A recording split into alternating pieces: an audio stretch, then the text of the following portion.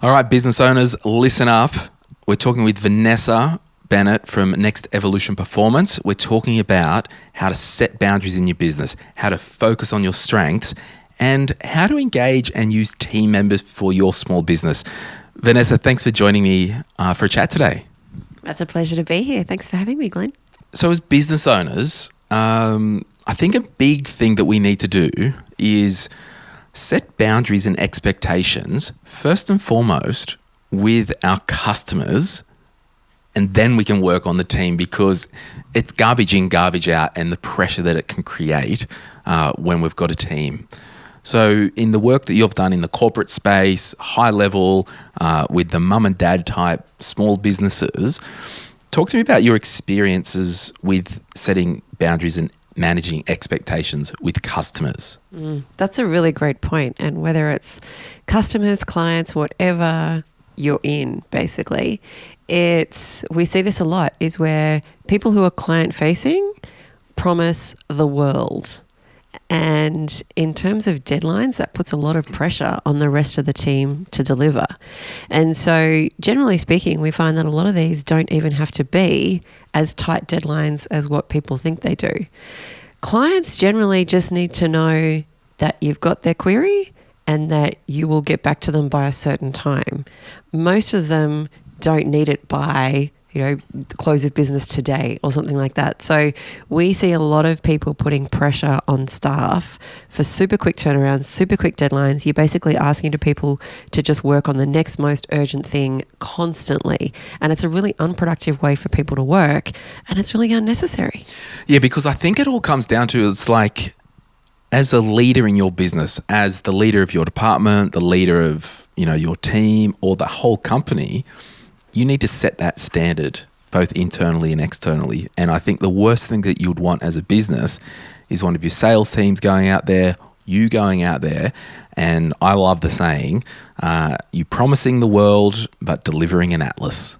And that is what you don't want the customer experience to be, because you nail the customer experience, you'll get referrals. You nail the customer experience, it can, to a point, hide some of your inefficiencies in the background. We don't want to fight in front of the kids. So nail the experience, work it out behind their back, but keep them in the loop of where it's at. Absolutely. Yeah. The only thing we say is, once you've set a deadline, you've absolutely got to hit it. So not meeting deadlines is not cool. And whether that's client facing or whether you're delivering something to someone who then needs to deliver it to someone else. And we see this all the time.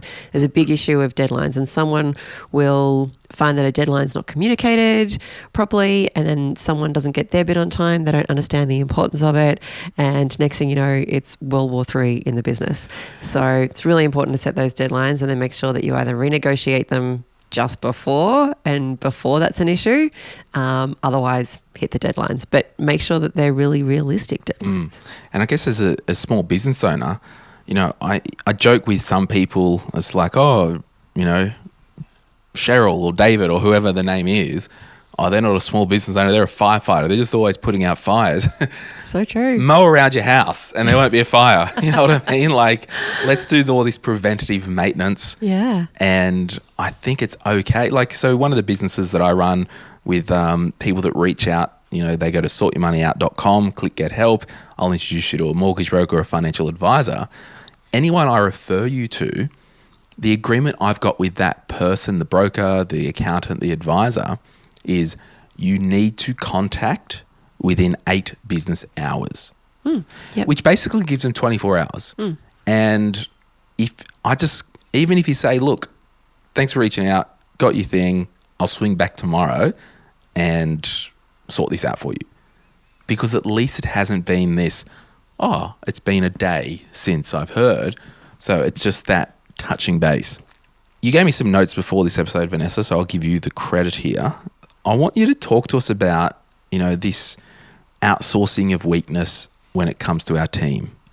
Yeah, so many people hire people who are kind of good at a few things, but not really experts in that field.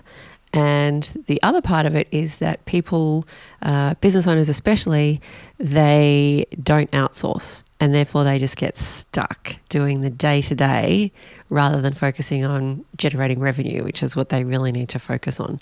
So there's a few things there. People also think, I have to hire a full human. No, in these days you can hire contractors. We do that in our business. We've got only a handful of people who work in the business full-time, and then other bits are just outsourced to contractors, but they do those bits really well. We have a guy in our business who he just proofreads. That's it. Yeah. Like, none of us wanted to do it. And he's got a full-time job where he's a technical editor and he does this on the side. And he loves it. And I'm like, I don't understand why he loves it, but he does. And that's great. He's our proofreader. So you can hire people in so many different capacities these days. You don't have to hire, a full-time human and then give them things to do. Yeah, and it's a good stepping stone, because for so long growing up, and society has told us to work on what you're bad at and get good at it. Like, no, I actually suck at bookkeeping. Yep. I suck at doing scheduling. There might be a short period of time in my business that we've got to get the business off the ground. So for the first little while, you might be doing a bit of everything, but there has to be that progression if you want to be a business owner or just own your job. And I think if you do want to be a true business owner, it might be, look, the first step is I'm going to employ a bookkeeper to do that, as Absolutely. in contract. Yeah, it's so true, because we spend so much mental energy on stuff that we find really heavy, and that drains our energy from doing things that we should be doing, and that's going to generate revenue for the business. So we kind of have a rough rule of thumb. If someone else can do it 80% as well as you can, and in most cases people can do it better than you can, but at least 80% as well as you can, and they can do it cheaper, that's got to go real fast. Yeah, and I think, you touched on the 80% thing. Like, in my team, so for example, Jess Pearson, she does all of it, like pretty much anything as a brand that a consumer or a listener sees, Jess is onto that. Any emails, Jess is onto that. The web, anything, any sales, the shop and all that. 80% of that's her world.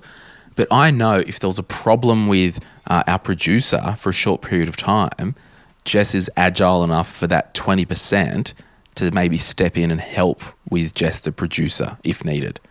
So, particularly small business, I think there needs to be an overlay. Yeah. But we don't want a whole heap of jack of all trades. Yep. You'd only want probably 20% of that. Exactly. So if people can step in a little bit, that's certainly worthwhile. You do want to make sure for that 80% that they're really good, and that they find it easy as well. When you think about tasks, it's like the easiest way to maximize productivity in a business is to make sure that more people are working on things that they find a light energy drain, if anything, maybe it gives you energy, rather than working on heavy things. Otherwise, you've got the wrong person in the job. And I would challenge any of the business owners listening that you might be self-employed and it might be you only. What's one area that you can contract out and just do that? And to be honest, like with the podcast stuff, I used to edit the stuff first. So for the first year of the podcast, I was the editor, I was the producer, I was the guy on the podcast, I was the scheduler of everything. That got tired and old pretty fast. And then I went, I want to take this up a notch. And then I hired a contractor to do the editing, not an employee. But now as we grew, it was the progression. Nate's employed full time. So, and you always, this is funny, it's like, you'd probably agree, like you always look back and go, why didn't I do that sooner? Yes, I was just going to say that. It's like out of all the business owners that I work with, all of them, once they finally make the step and do it, their response is, I should have done that sooner. And that happens to all of us. And probably even I would be guilty of that as well. So we've got another person who works in our business, and she's fantastic, just great at like organising the diary and travel and just logistics. We call it the captain of logistics. And I was the same. I was like, I really should have put her on. Like if you feel like you almost can't afford them, that's the time to put it on, because that's generally the time that you're about to go to the next level with revenue. So just do it. So we've talked about setting boundaries and expectations with customers, focusing on your strengths and outsourcing the weaknesses. If we really move to your level of expertise, which is that performance mindset, the strong mental health, let's talk about those who have employees. Let's talk about them managing their team, and we could probably just throw this in the same basket, if it's just you working alone, how do we maintain a very healthy level of mental wokeness, or how do you say it? How to have longevity without getting burned out or something with your team. It's a great way of saying it. Yeah. Mental health wokeness or mental wokeness. I don't know. Exactly. I think just knowing that it can be a problem if you don't prevent it. I think that's definitely the first step. So burnout is obviously something that it can happen physically, it can happen mentally, but generally speaking, it comes down to a few things. It can come down to psychological safety. People don't feel safe to do their best work. They're scared to make mistakes. They're not given autonomy, all of these kind of things. But it can also be that unrealistic deadlines are put on people and you're not giving people the choice of how and when to work on particular tasks. If it's like, now do this, now do this, now do this, and just work on the next most urgent thing, that is a recipe for disaster. Question. We often think about toxic workplaces as she's a bitch and he's a misogynist and this place is a cesspool. I was just thinking as you were talking about that, a toxic workplace could be a culture of it's 9 to 5, bums on seats. If you're not on your seat and you're not at your computer pumping out work, you're dead to me. Like, I don't think a toxic workplace necessarily needs to be a people culture of gossip and assholes. It can be that we just overdrive 25/8. Yeah, I totally agree. And it comes from these really antiquated ideas of productivity. You know, we were working in the Industrial Revolution. That was kind of what productivity was. If you weren't at the factory producing a widget, then that wasn't productive. Yeah. Whereas we got to lose that. You know, we got to really focus on performance. We've really got to focus on what people are producing and what's the output. And if we focus on that, quite frankly, it doesn't matter how or when anyone does it. So if we can help people to tap into what's the best way for them to structure their days, their weeks, their months, their years, great. Okay, so as a business owner or somebody who wants to start a business, let's imagine a greenfield opportunity. Glen's going out to start a business. There's a goal within 5 years to have 5 employees or whatever, okay?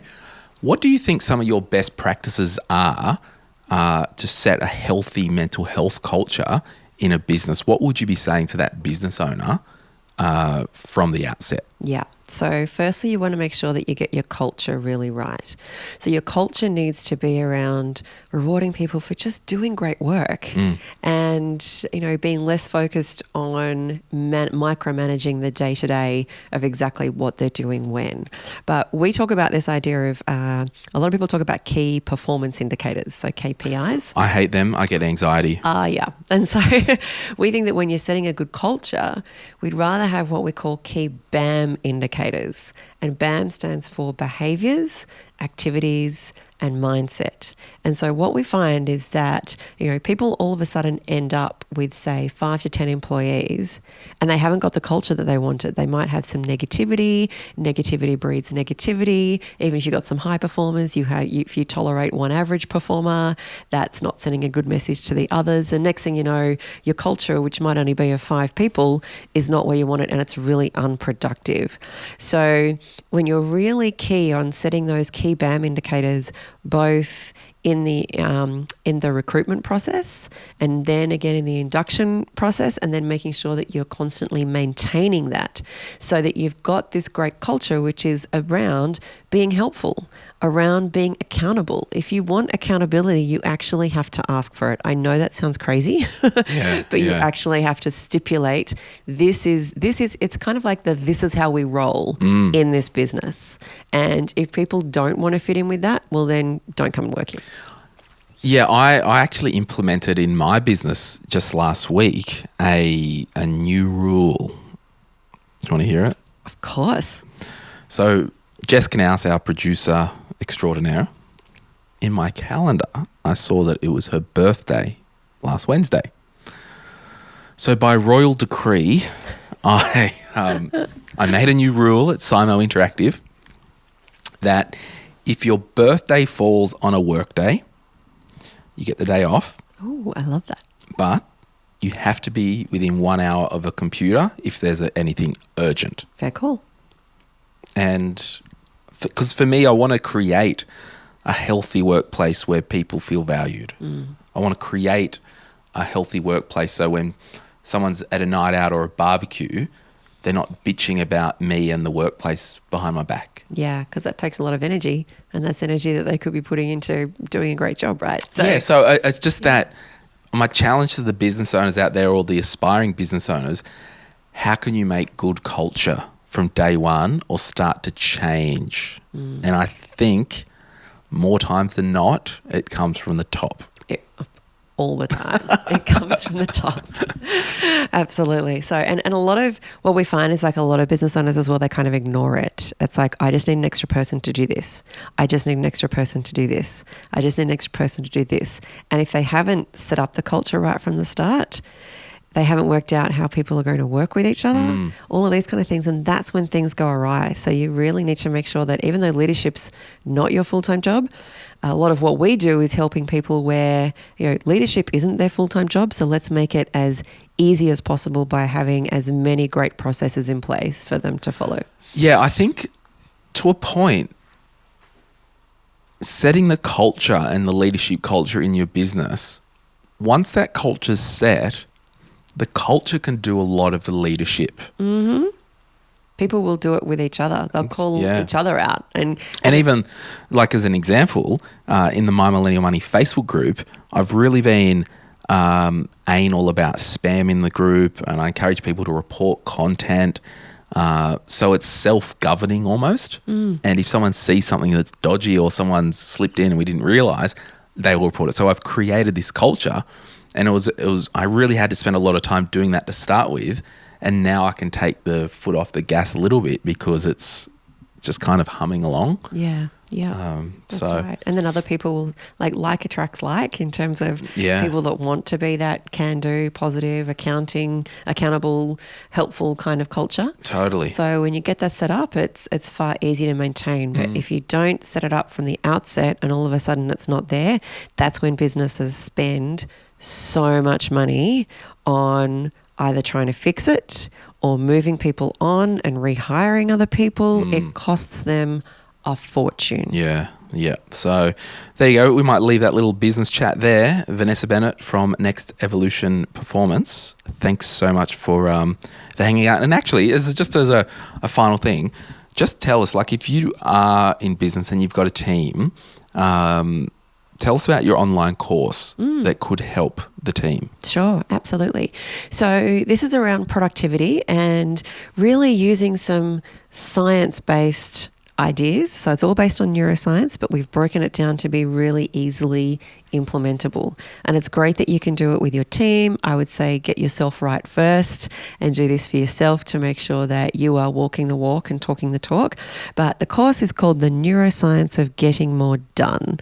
So we find that a lot of small businesses, say for example, you have 5 employees and say they're not as productive as they could be if they understood more about how to master their cognitive energy. Well, if they did, they might be able to get 2 hours more effective time per day. Now, if you have 5 people with an extra 2 hours of effective time, that's more than an extra salary that you can save by getting this stuff right. So understanding things like, we only have 4 to 6 hours maximum of heavy cognitive work that we're able to do. Well, you can't be asking people to do more than that. And if you are, then they're actually going backwards and they're probably going to go on a path to burnout. That's going to cost you even more as a small business. You can't afford these kind of things to happen.